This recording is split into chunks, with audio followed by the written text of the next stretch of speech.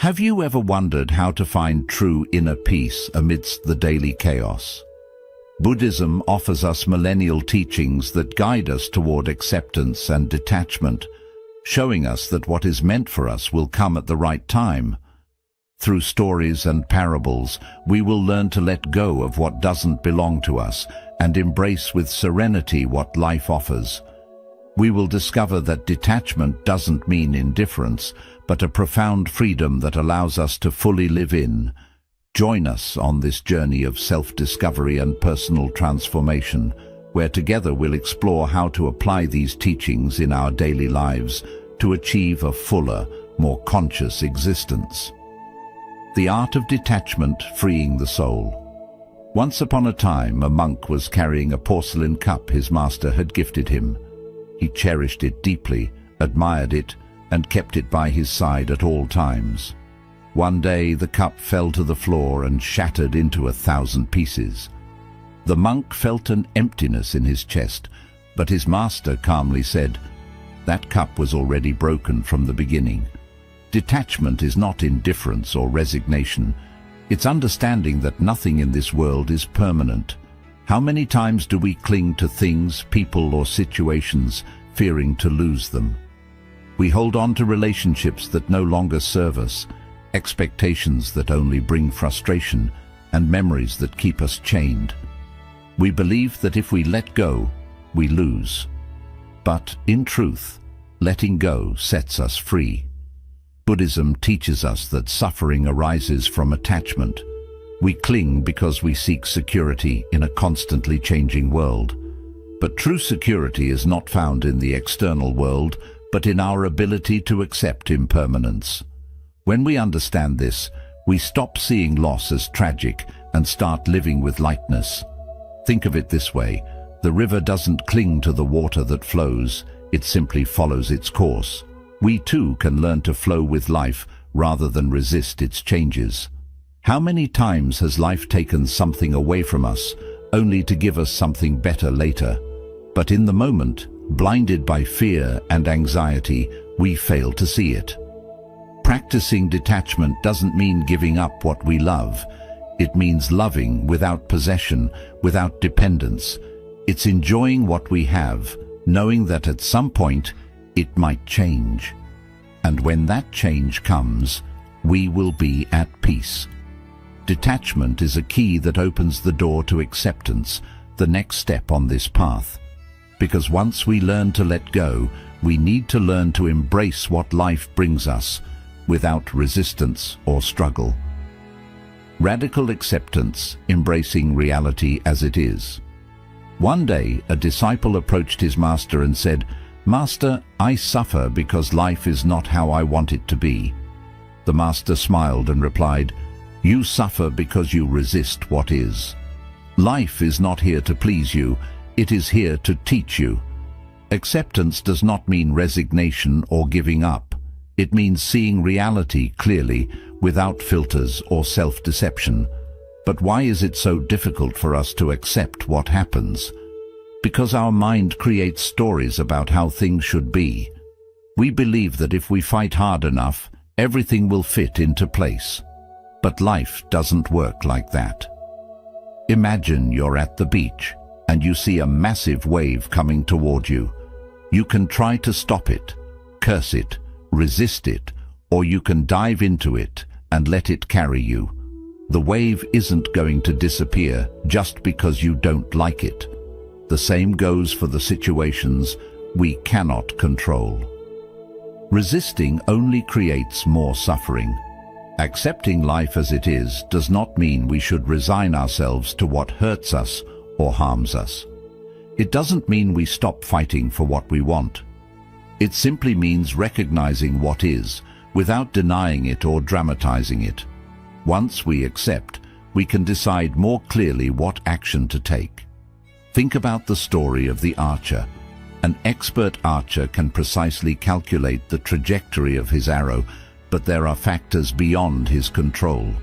The wind, the humidity, the movement of the target. He can lament and become frustrated, or he can adjust his aim, adapt, and shoot again. In life, Many things are out of our control. Acceptance allows us to focus on what we can do. Sometimes we resist reality because we feel that acceptance means losing. But the opposite is true. Acceptance gives us power. It frees us from the weight of pointless struggle. It allows us to let go of what we cannot change and focus on what is within our grasp. The secret is in changing the question. Instead of asking, "Why is this happening to me?" we can ask, "What is this teaching me?" This simple shift in perspective changes everything. It allows us to find learning in what once seemed like only suffering. Acceptance also means embracing ourselves with our light and our shadows. Often our greatest struggle is with ourselves, our mistakes, our imperfections, our past decisions. But punishing ourselves doesn't help. It is only when we accept ourselves that we can truly transform. The monk who broke his cup understood that everything was meant to be as it was, and in that understanding he found peace. We too can do the same. When we stop resisting what is inevitable, we find deep tranquility, and it is in that tranquility where trust is born. Trust that what is meant for us will come, and what is not will go. In the next chapter, we will explore Buddhist stories that help us understand how life always gives us what we need, even when we don't understand it at the time. Buddhist stories about fate and trust in life. An old monk lived in a remote village. One day, a beautiful wild horse appeared in his garden. The villagers, amazed, said, "What luck you have! A horse like this is a great treasure." The monk calmly responded, "Luck or misfortune, who knows?" Soon after, the monk's son tried to tame the horse but fell and broke his leg. The villagers exclaimed, "What misfortune! Now your son can't work." The monk, with the same serenity, replied, "Luck or misfortune, who knows?" Weeks later, a war broke out, and all the young men in the village were drafted, except for the monk's son, who couldn't go because of his injury. The villagers once again said, "What luck you have!" And the monk, unfazed, replied, "Luck or misfortune, who knows?" This story teaches us something powerful. Life follows its course beyond our limited perception of the present. Many times we rush to judge what happens to us as good or bad, not realizing that every event is connected to something bigger that we cannot yet see. How often has something that seemed like misfortune eventually led us to a better place? Perhaps you lost a job and thought it was the end, but that loss led you to find something you're passionate about.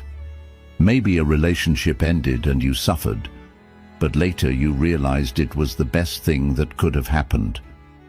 Life is wise, and when we trust its process, we stop suffering over what we don't understand in the moment. Buddhist teachers tell us that the universe doesn't take anything from us without a reason. What leaves, leaves because its cycle has ended. What comes, comes because we are ready to receive it. But to understand this, we need patience and an open mind. Another Buddhist story speaks of a man who was walking and saw a butterfly struggling to break free from its cocoon. With good intentions, the man decided to help and gently opened the cocoon. The butterfly emerged, but its wings were weak and it could never fly. The man didn't know that the effort to get out of the cocoon was necessary to strengthen its wings. By intervening, he prevented its development. How many times in our lives do we become desperate and try to force things? We want immediate answers, instant results. But the process is part of the learning. We can't open the cocoon before it's time. We can't rush what is not ready. Trusting in life doesn't mean standing still and doing nothing. It means doing our part, but without anxiety. Like the farmer who plants his crop and tends to it, but doesn't pull up the plants to make them grow faster. He knows that everything has its own rhythm. Buddhism invites us to see life through the eyes of an observer. Instead of resisting or fighting what happens, we can look at it with curiosity. What is this situation teaching me? Sometimes the lessons aren't immediately obvious, but if we look back, we see that everything has had a purpose. Accepting uncertainty isn't easy, but it's liberating. It allows us to live with less fear, with less anxiety. It lets us enjoy the present without obsessing over the future. Because in the end, what is meant for us will come, and what isn't will leave. And on this path of trust, there is a powerful tool that helps us find clarity amid chaos. Meditation. In the next chapter, we'll explore how meditation allows us to connect with inner peace and strengthen our trust in life. The practice of meditation to cultivate inner peace. In a Buddhist monastery, a disciple approached his master and said, "My mind is a whirlwind of thoughts. I try to find peace, but the more I try, the more restless I become." The master smiled and asked him to take a glass of water with dirt in it and shake it. "Now wait," the master said. Gradually, the dirt settled at the bottom and the water became clear. "This is the mind," explained the master. "If you allow it to calm, clarity comes by itself." Meditation is one of Buddhism's most powerful tools for training the mind and finding inner peace. It's not about clearing the mind or escaping from problems. It's about observing without judgment, allowing thoughts to flow without clinging to them. We live in a world filled with constant stimuli, notifications, social media, news, worries. Our minds are always busy, but when we meditate, we give the mind a break. It's like turning off the external noise to listen to what truly matters. The benefits of meditation are supported by science. It reduces stress, improves concentration, strengthens the immune system, and most importantly, helps us develop a healthier relationship with our thoughts and emotions. But beyond the benefits, meditation teaches us something fundamental: impermanence. When we close our eyes and observe our breath, we realize that everything is temporary. A thought appears and disappears. An emotion arises and fades. This helps us understand that nothing in life is permanent. Not pain, not sadness, not anxiety. Everything flows. Many people say they can't meditate because their minds won't stop. But the mind doesn't need to stop. Meditation isn't about stopping thoughts. It's about learning to see thoughts as clouds in the sky. They come and go, but the sky remains. There are many types of meditation in Buddhism, but one of the simplest and most effective is breath meditation. All you need to do is find a quiet place, close your eyes, and bring your attention to the air entering and leaving your nostrils. Don't try to control anything. Just observe. If your mind wanders, gently bring it back to your breath. There's no need to force anything. Another powerful practice is the meditation of gratitude. Every day, take a few minutes to reflect on the things you're thankful for. This shifts your perspective and helps you focus on the positive instead of what's missing. There's also the letting go meditation. If there's something weighing on you, imagine holding it in your hands. Breathe deeply, and with each exhale, imagine releasing it little by little. It's a simple practice, but incredibly powerful for releasing emotional burdens. As we meditate regularly, we begin to notice changes. We react less to difficulties. We feel more peace in our daily lives. We learn to live with greater presence. And this presence is key to letting go of control and flowing with life, which is the next step on our journey. Next chapter, we'll explore how to trust the universe and release the need to control every detail of our existence. Letting go of control and flowing with the universe. One day, a disciple was standing by the river with his master. As they watched the water, the master said, "Look at how it flows without resistance, adapting to every rock, every curve, every change in the path.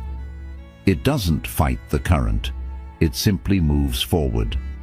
We try to control everything: our relationships, our future, what others think of us.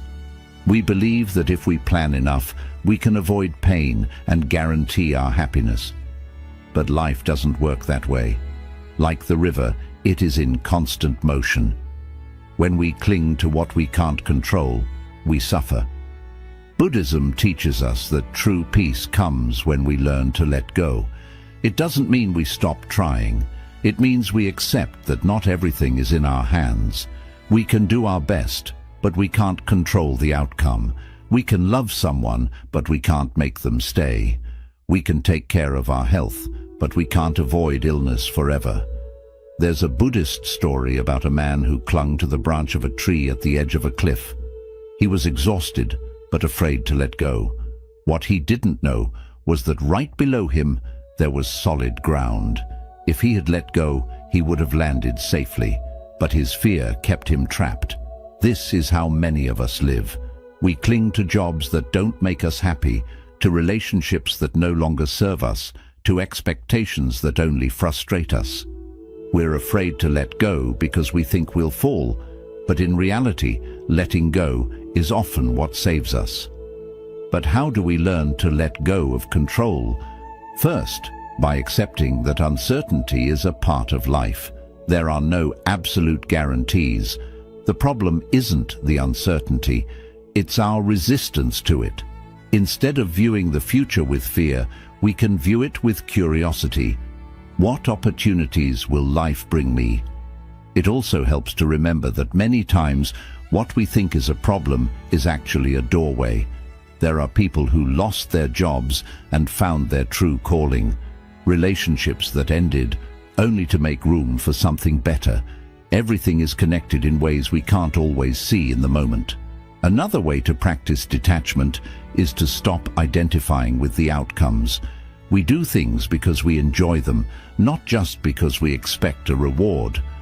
Like a painter who paints without worrying about whether or not the painting will sell. Like a child who plays without thinking about winning. When we act from this place, life becomes lighter. Meditation is key here as well. It helps us observe our fears without being swept away by them. It allows us to clearly see what we can and cannot change. Letting go of control doesn't mean we leave everything to chance. It means we trust that whatever happens, we can handle it. It means we stop resisting and start flowing with life. And when we flow, something beautiful happens. We begin to feel more compassion, not just for others, but for ourselves. Because letting go isn't just about the external world. It's about releasing our own judgment and self-criticism. In the next chapter, we'll explore how compassion helps us live with more love and less suffering. Compassion for oneself and others. A monk was walking along a path when he saw a man striking his chest and crying. "Master," said the man, "I have made many mistakes. I have hurt the people I love, and I cannot forgive myself." The monk gently replied, "If a bird breaks its own wing for having made a mistake in flight, how can it fly again? Guilt is the stone that stops us from moving forward. Compassion is the wind that lets us continue." In Buddhism, compassion is one of the most important pillars. But it's not just about being kind to others. It's about learning to be kind to ourselves. Too often, we are our own worst critics. We punish ourselves for past mistakes, demand perfection from ourselves, and speak to ourselves harshly. We say things to ourselves that we would never say to someone we love. But what good does that harshness do? Does it help us improve? The truth is, it doesn't. Self-compassion is not an excuse to avoid growth. It is the foundation that allows us to change without fear. A tree doesn't grow stronger by being struck, but by being watered with patience. There is a Buddhist practice called metta bhavana, or loving-kindness meditation. It involves repeating compassionate phrases, first towards ourselves and then towards others. It begins with something as simple as, "May I be well, may I be happy, may I live in peace." At first, it may feel strange. Many people find it difficult to wish happiness for themselves because they feel they don't deserve it. But the reality is, only when we learn to treat ourselves with love can we offer true love to others. Compassion also means understanding that we are all on a journey of learning. No one is born knowing how to live. We all make mistakes, make poor decisions, and react in ways we later regret. But if we continue to punish ourselves for the past, we can never move forward. Now, compassion doesn't mean justifying what harms us. If someone treats us badly, it doesn't mean we have to accept their behavior. We can be compassionate without allowing ourselves to be hurt. The difference is that instead of reacting with hatred, we respond with understanding. Not because the other person deserves it, but because we deserve peace. There is a Buddhist story about a man carrying a sack of stones on his back. He was exhausted, but he kept walking without letting go of the sack. A monk saw him and asked, "Why are you carrying that weight?" The man answered, "These stones are my grudges and resentments." The monk replied, "Let them go. You don't need to carry them to continue on your path. This is how many of us live, holding on to anger, resentment, and the wounds of the past. We think that by holding on to grudges, we punish the person who hurt us, but in reality, we only punish ourselves. Letting go of resentment doesn't mean forgetting, but freeing ourselves from the weight that prevents us from moving forward. A Buddhist master once said, "If you hold a burning coal with the intention of throwing it at someone, you are the one who gets burned first." Anger and hatred destroy us more than they ever affect the person we direct them towards. But how do we cultivate compassion when we've been hurt? First, by understanding that everyone acts from their level of awareness. Someone who harms others is probably suffering in some way themselves. This doesn't justify their actions, but it helps us not to take them too personally. Next, we allow ourselves permission to heal. We don't need to carry the pain forever. We can decide to close that chapter and keep moving forward. And then, we remind ourselves that compassion is not weakness, it is true strength. It takes more courage to forgive than to hold on to anger. It takes more strength to release than to cling to what hurts us. When we grow compassion, our lives begin to change.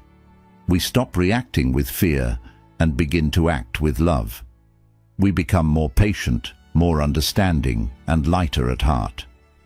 This compassion not only transforms our relationship with ourselves and others, but also allows us to live with more peace and harmony in the world. It is a key part of the journey to inner peace. In the next section, we'll see how we can bring these teachings into our daily lives to live with more wisdom and fulfillment. Bringing Buddhist teachings into daily life. One day, a monk and his student were walking through the forest. The student, feeling uneasy, asked, "Master, how long will it take me to reach enlightenment?" The master replied, "If you walk in a hurry, it will take much longer. If you walk with patience, it will come sooner than you expect." This is the great secret of Buddhism. Real change doesn't happen overnight. It's not about reading a book, watching a video, or quickly grasping an idea. It's about putting what we've learned into practice, little by little, each day. Because it makes no sense to know that attachment causes suffering if we still cling to it out of fear. And there's no value in understanding acceptance if we keep resisting what life brings us. So how do we practice these teachings in daily life? How do we turn Buddhism from just a beautiful idea into a way of living? The first step is to practice detachment. This doesn't mean giving up everything or cutting off emotional bonds. It means learning to value without trying to possess. When something good enters your life, welcome it with gratitude, but without the fear of losing it. When something leaves, allow yourself to feel the pain, but without clinging to it. Ask yourself, Am I holding on out of love or out of fear? The answer will guide you on whether it's time to let go. Second, practice radical acceptance. Start each day by asking, what can I accept today? It might be a difficult situation at work, a conflict with someone, or even a flaw within yourself. Acceptance doesn't mean giving up. It means ending the struggle against what already exists. Only when we accept clearly can we act wisely. Third, trust in life. Whenever things don't go as planned, remember the story of the monk's horse. Don't rush to label events as good or bad. Instead, ask yourself, what lesson is this bringing me? With time, you'll see that everything carries a purpose. Fourth, make meditation part of your day. It doesn't need to be long or complicated. Just a few minutes of mindful breathing can make a big difference. If you spend even 5 minutes each day watching your breath, your mind will slowly grow calmer. Don't expect instant results, but over time you'll see that you react less and understand more. Fifth, release the need to control. Do your best, but don't obsess over the result, like an archer who lets the arrow fly without worrying about the target. If things don't go as planned, instead of getting upset, ask yourself, how can I flow with this? Remember, the most beautiful things in life aren't always planned. They often arrive when we stay open to them.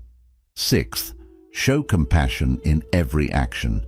You don't need big gestures to practice compassion.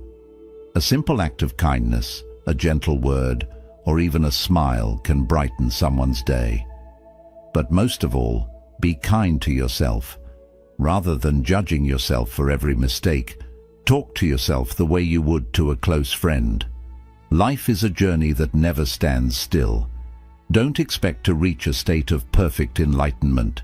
It's not about reaching a final destination, but about walking with awareness. Some days, you may forget these lessons and react with fear, attachment, or frustration, and that's all right. Learning is never a straight path. What truly matters is returning to these principles again and again. Buddhism is not just an idea, it's a practice. The best way to live it is to experience it, make mistakes, learn, and keep moving forward. Each day gives us a new chance to apply these teachings, to let go a little more, trust a little more, and live with greater peace. If this video brought value to you, subscribe to the channel to keep exploring these life-changing teachings. Share in the comments which lesson touched you most, or a time when life showed you that everything unfolds at its own pace. We'd love to hear your story. See you in the next video.